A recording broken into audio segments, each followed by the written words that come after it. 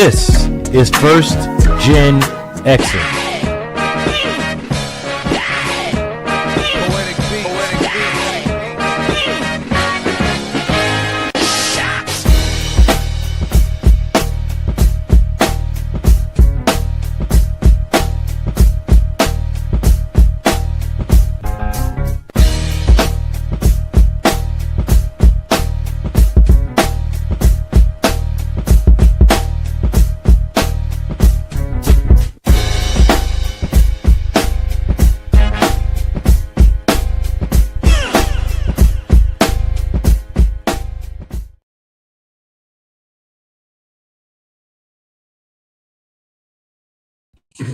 All right. What's up, y'all? What's up?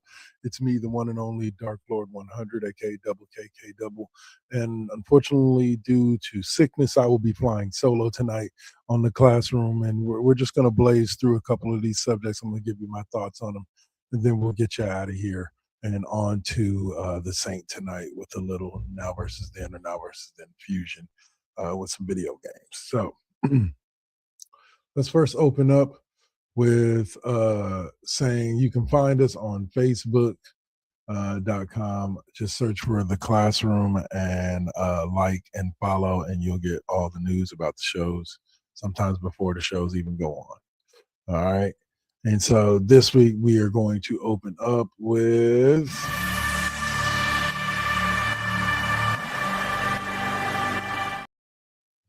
unfortunately, this time it will not be with O'Malley and Suave. That will be for next week. But this week, we've got NFL offseason news. And we open up with a little bit of the coaching carousel. 10 teams have hired new head coaches this cycle.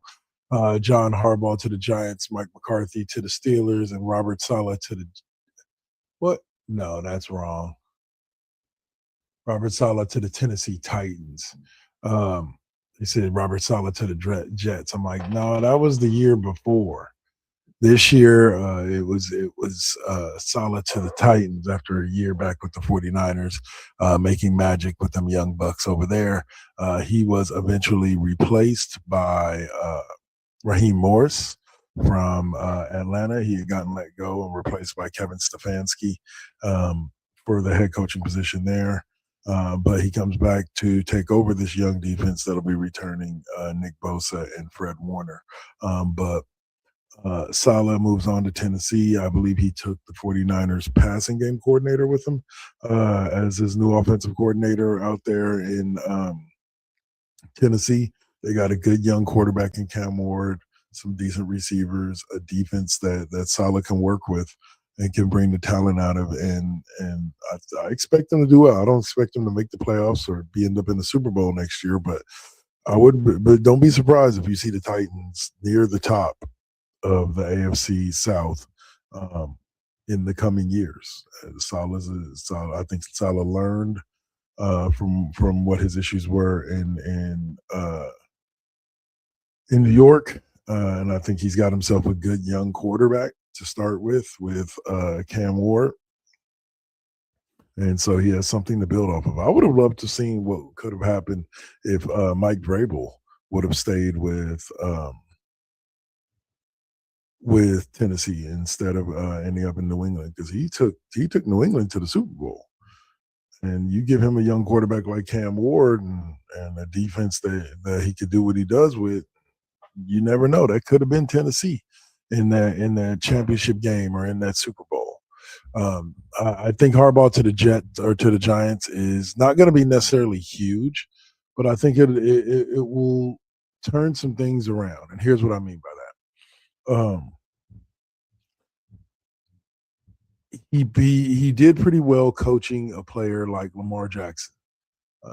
Lamar would average like 200-300 yards a game passing, another like 80 to 100 yards on the ground. He's got a cat in Jackson Dart who can put up similar numbers.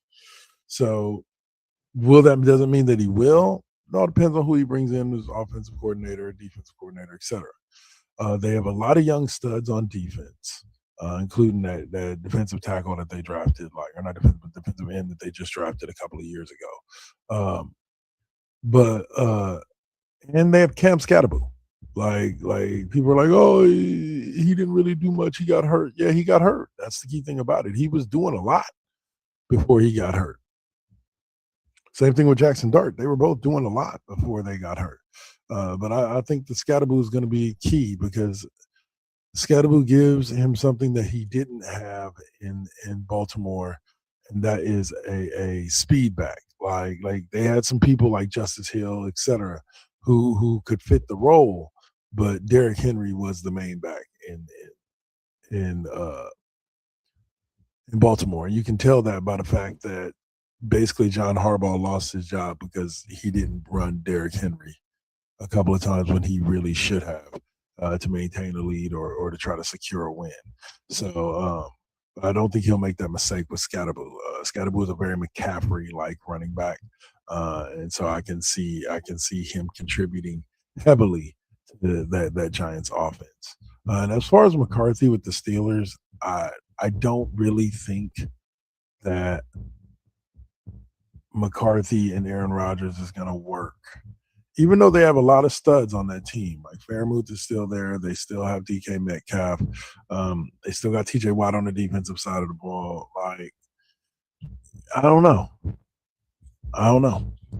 One quick thing to talk about is a rumor that I've heard a couple of different times about Joey Bosa potentially coming to San Francisco to anchor the other side of the line or anchor the D tackle position with the 49ers. I would love to see it, but I won't believe it until I see it. Like, don't get me wrong. I would love to see a D line with Mikael Williams coming up the middle with Alfred Collins, and then Joey Bosa and Nick Bosa on either side, and then Fred Warner and Tatum Betham. Like he showed, man. He showed when in stepping in for Fred Warner that he can be a good number two to Warner when Warner comes back healthy.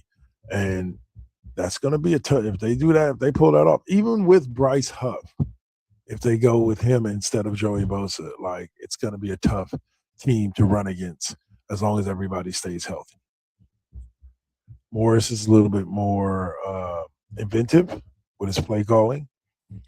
So I think that maybe some of those issues that we saw when I got very frustrated with the 49ers in the playoffs and in the Super Bowl when they would continue running zone when they had the manpower, the players that are good enough to play man up with Kansas City, and they just didn't.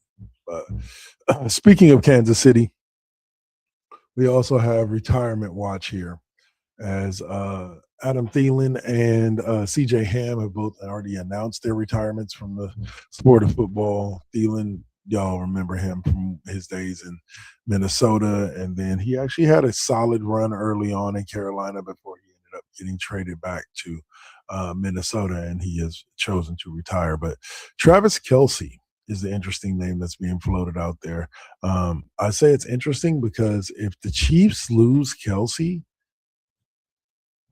don't get me wrong, Noah Gray is a good backup. I don't know if he's ready to take the role that Kelce had for that offense. Just like with the 49ers, I don't know who they really have that they're going to be able to replace George Kittle when he retires with, because he's just Luke Farrell is a very similar type of back or tight end, and maybe they can find somebody in this year's draft that Kittle can start grooming. But when Kittle grows, it's going to be hard pressed to replace him. And I think that Kansas City is in a similar spot when it comes to Travis Kelce. I don't think they have anybody that's ready to fully take over being Patrick Mahomes' favorite target.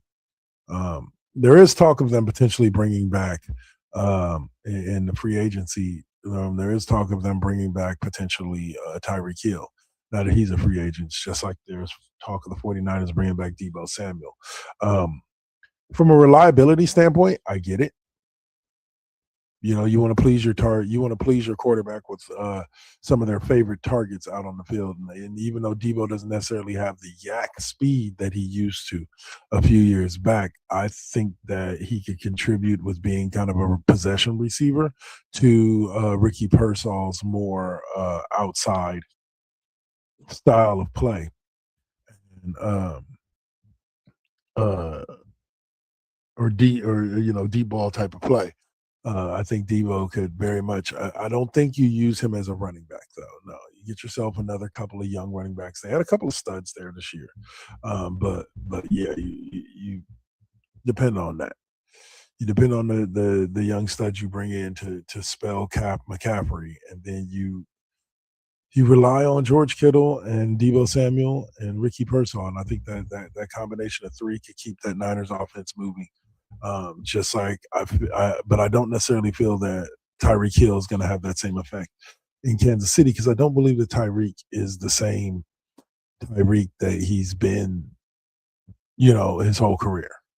Like, and the last time he was in Kansas City when he was tearing up people, and it was like Mahomes to him was like the most dangerous combination in the NFL at the time, and some would say in NFL history.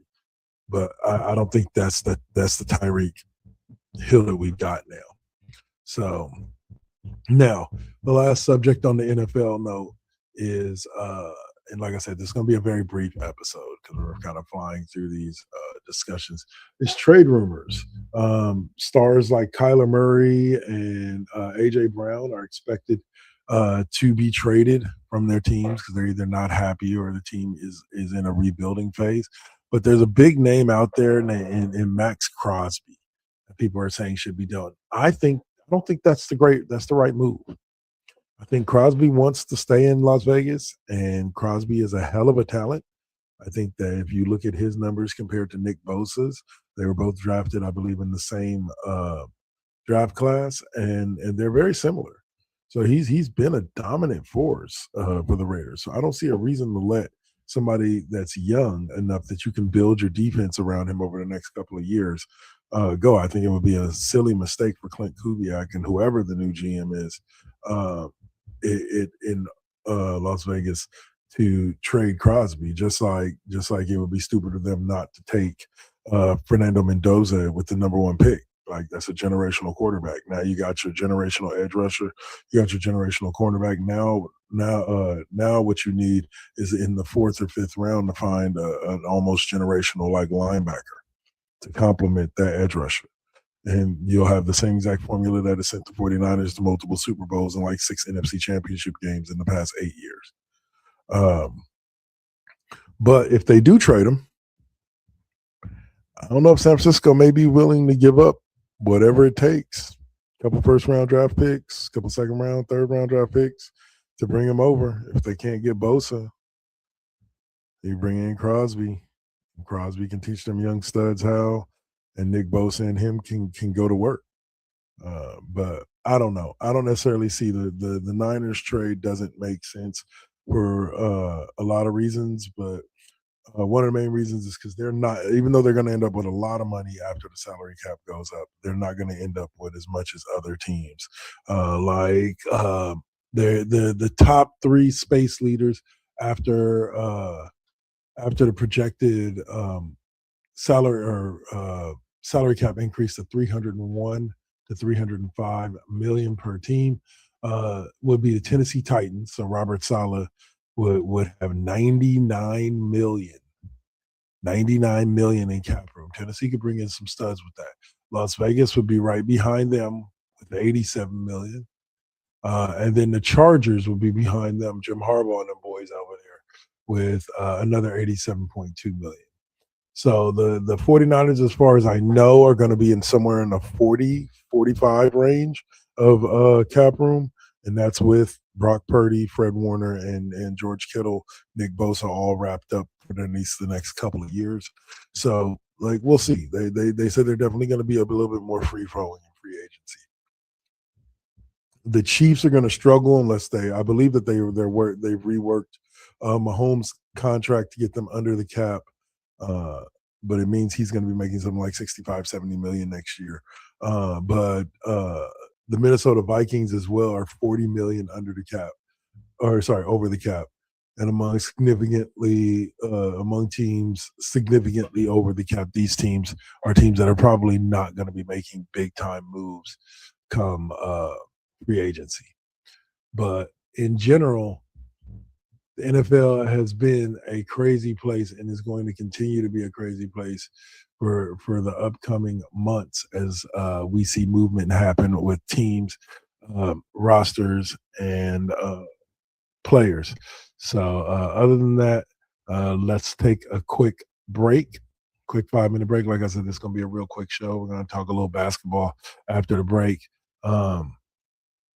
But this is Dark Lord 100, aka Double KK Double, and you are listening or watching the Classroom here. First GenXers Presents the Classroom here on the First GenXers Broadcast Network, along with or on the First GenXers Twitch and YouTube, as well as the Double KK Double Network YouTube.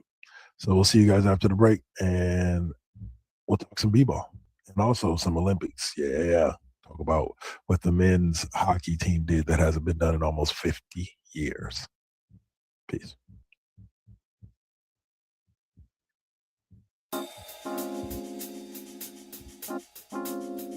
We back at it. Yep, we still doing it. Poetic beat. First GenXers. Gia. Let's get it, y'all. We back in the building. It's been a long time cooking in the soup kitchen. And I'm chilling with the same. Dropping these beats won't stop, nope, I can't. Let me get up in the lab, turn it up. Game on with the First GenXers. What's up? Let's flip on the Switch or the Xbox and get up in my zone, I'm clowning. Let me clear my throat for a minute. Shout out to my folks while I'm in it. It ain't nothing but love, it's baby business. I really don't know what's so who ain't feeling this.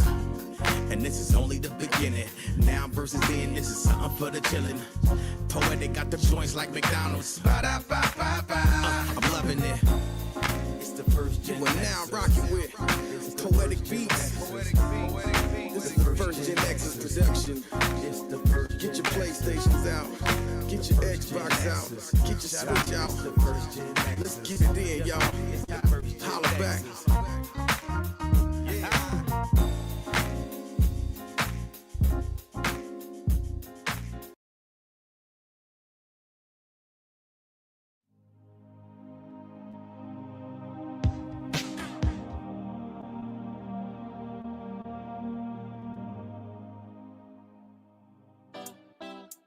Got to keep it.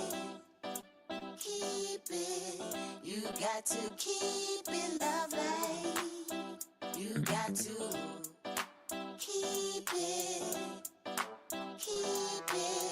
You got to keep it lovely. Success comes right after the struggle. I ain't even giving up on whatever I wanted. The tragedies I've seen, I can't even stomach. Most of y'all weak as shit and would've started running. Every time I make it back to the crib, I'm thankful the Most High let me see all of it. Grateful I'm lovely, and I've been real with this. Please don't judge me. I'ma stay on my shit. Adam's family like dynamic between Pugsley and Wednesday. Like, very true. Yeah. Well, I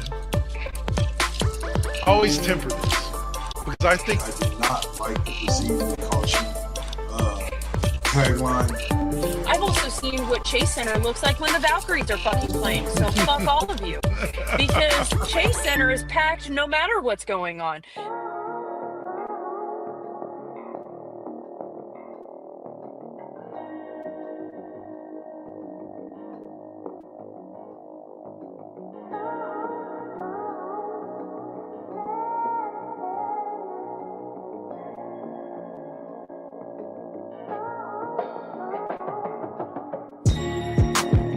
They say that beauty is in the eye of the beholder. But the definition of beauty is distorted. Yeah. Come on.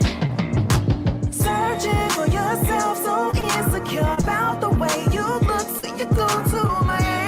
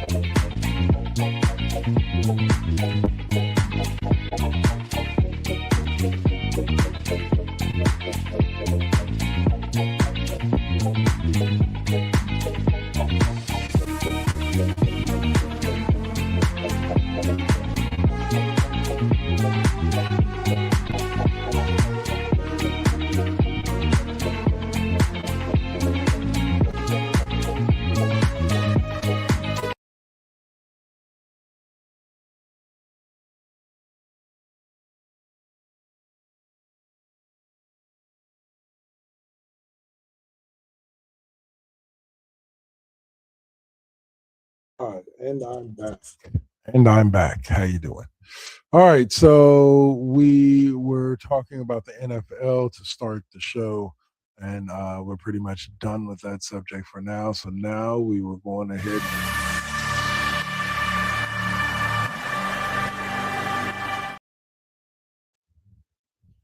Basketball talk, and so far this offseason, or this basketball, not NFL, sorry. This season so far has been rather interesting. Warriors had their debut of Chris Porzingis this week in a loss to the Celtics, who were beating the snot out of the Lakers tonight. The last time I saw that team's just on a run, even without Jason Tatum. It's pretty amazing. Boston dominated the latest chapter of their rivalry with a 111-109 or 111-89 win at Crypto Arena. Jaylen Brown with 32. Peyton Pritchard, who has just been a beast and a half. Again, he ate the Warriors alive this week when they played them. I believe it was on Tuesday or Thursday.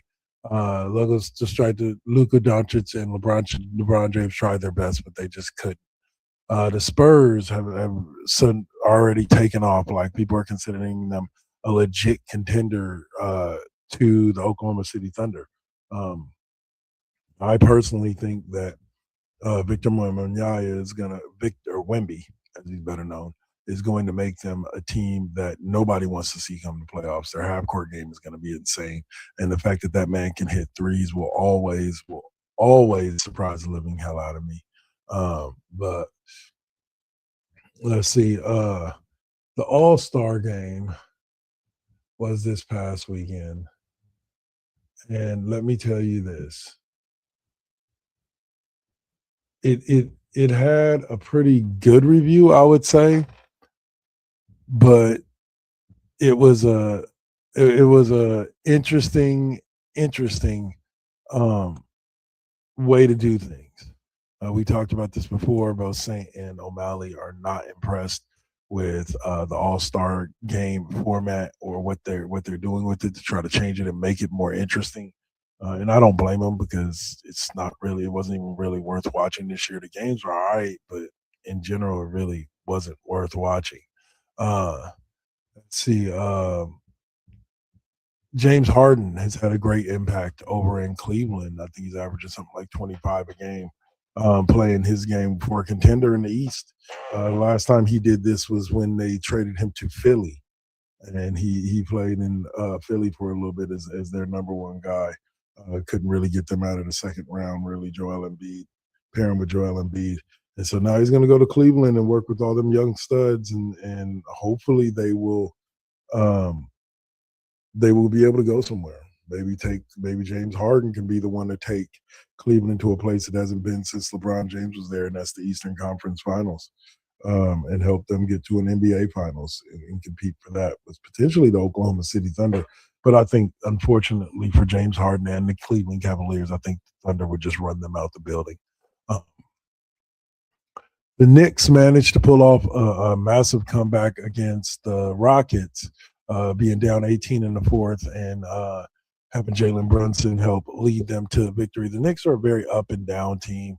Like, one week you could get a Knicks team that's ready to win an NBA championship, or at least they look like that. And the next week you're going to get a team that you don't even think deserves the 8th seed.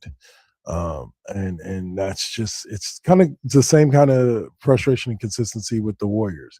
One week you're going to get a Warriors team one day you're going to get a Warriors team like you did today, the team that just beat the Nuggets by like 11 and just kind of owned them for most of the game while being down like Steph, and I believe Chris Porzingis only played limited minutes, no Jimmy Butler, and able to do that. But then the next game they'll go against the Charlotte Hornets and lose by 13.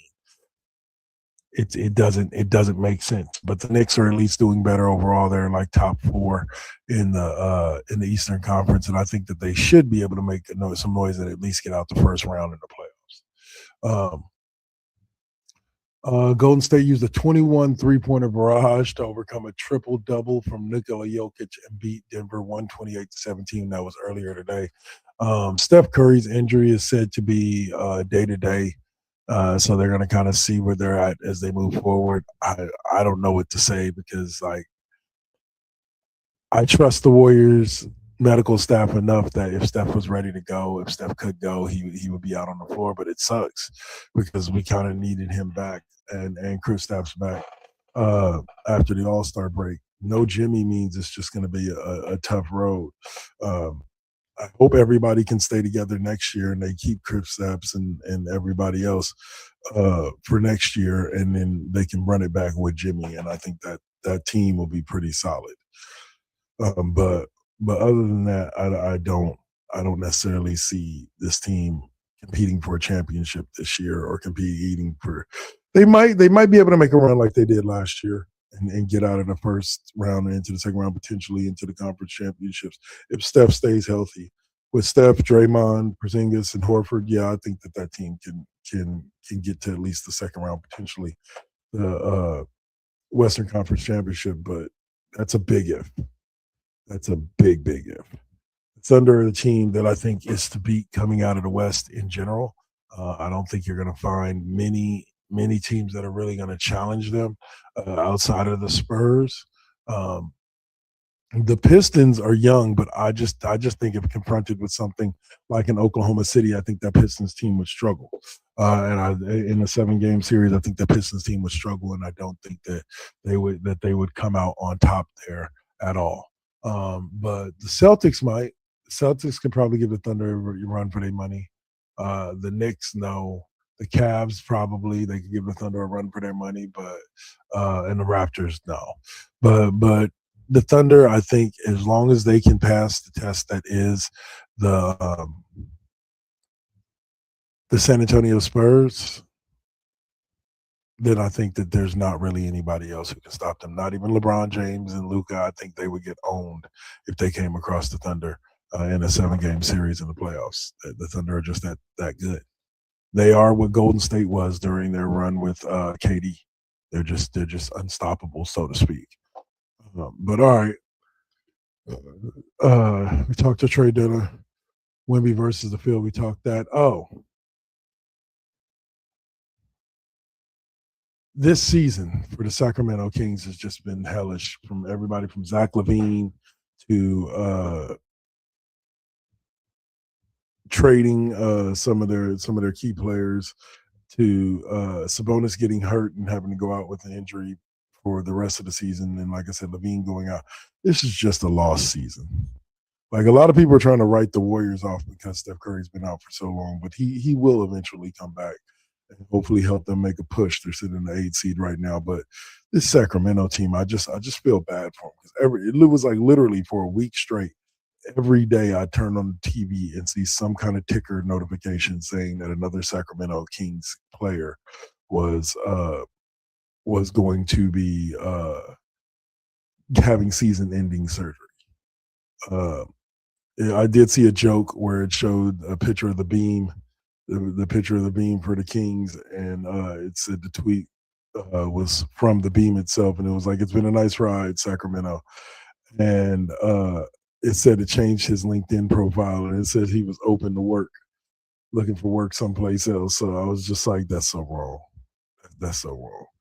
But that's where we're at right now with the Kings. They hopefully will get better next year, but this year, let's just call it a wrap. All right, so let's see. The Winter Olympics took place this week.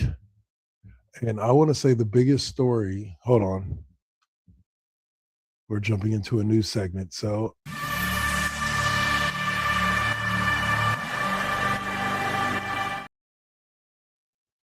all right. The men's hockey team, USA, and Team Canada played today. And let me see what the results were. I know the USA won, but I got to see what the score is.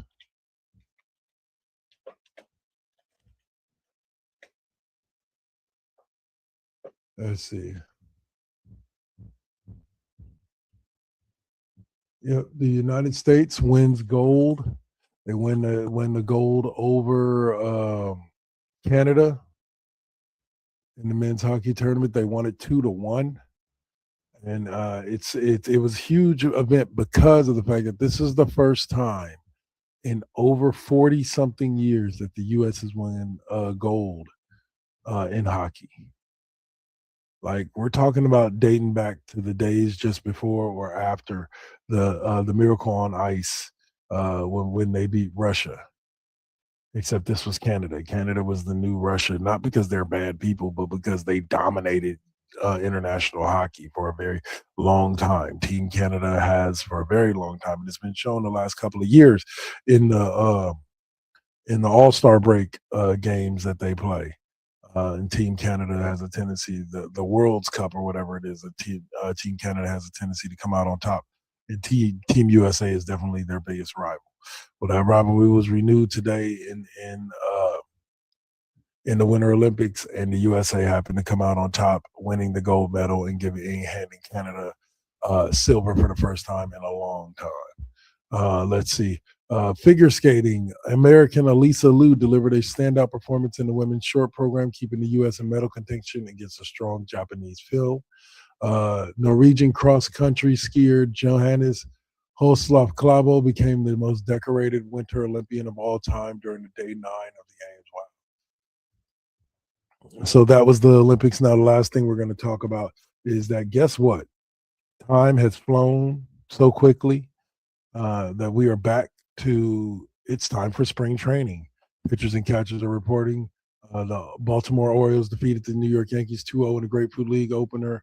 And in the Cactus League, the Chicago White Sox beat the Cubs 8-1.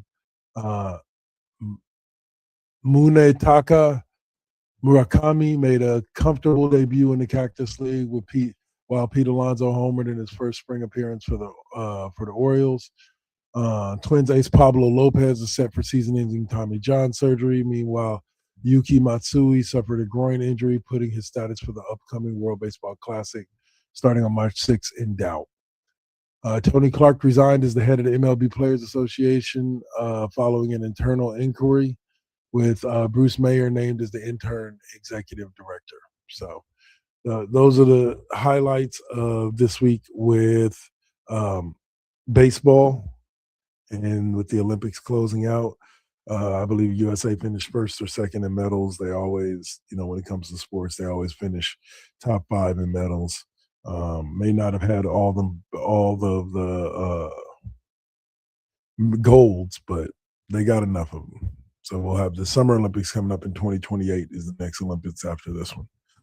So, all right. So that will do it for me here. This will be the last time you'll see this look from either the classroom or Cheap Pop. We're changing the look next week. So be sure to check us out. And be sure to continue checking out the YouTube page. It's that subscribe button if you're a new watcher. And as well on Twitch, hit that follow button.